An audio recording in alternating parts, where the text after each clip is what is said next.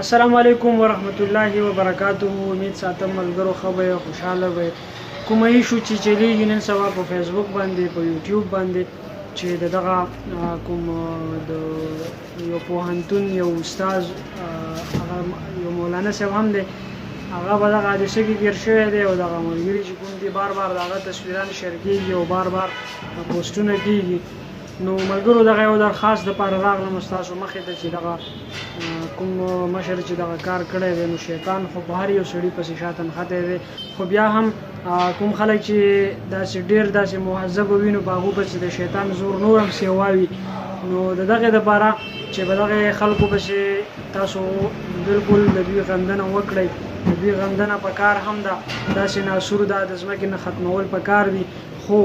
تاسو یو مهرباني وکړئ دغه سړي چې د کومې مدرسې سره تعلق دی یا د کوم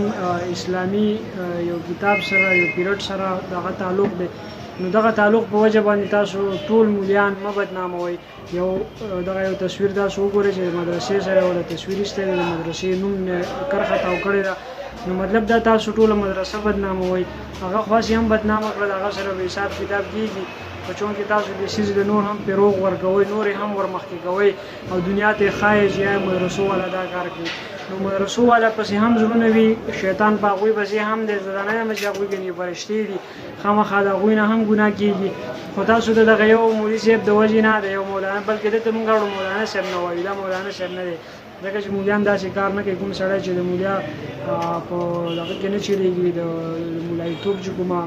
یو دایره ده په هغې کې څوک نه چلېږي نو هغه بلکل د دې نه آوټ دی، هغې ته مونږ مولا نه شو ویلی، دا مولا نه دی، دې باندې به که دته مونږ د مولا نوم اخلو دا مونږ د مولیانو نوم بدنامو. دغه سړي چې کوم حرکت کړی دی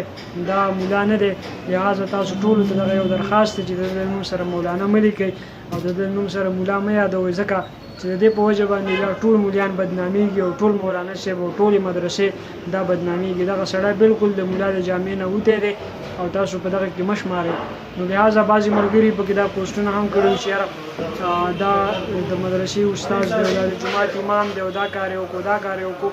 نو مونږ دغه خبرو ته پکې ضرورت نشته دی، ملګرو خبرې رانه اوږدېږي او خبرې دونه ضروري دي هم نه، خو بیا هم راغلم تاسو ته چې د یو سړي په وجه باندې ټول مولیان دا مه بدناموئ. ډېره زیاته مننه وي، هر چېرته چې خوشحاله اوسئ، د لوی الله په امان.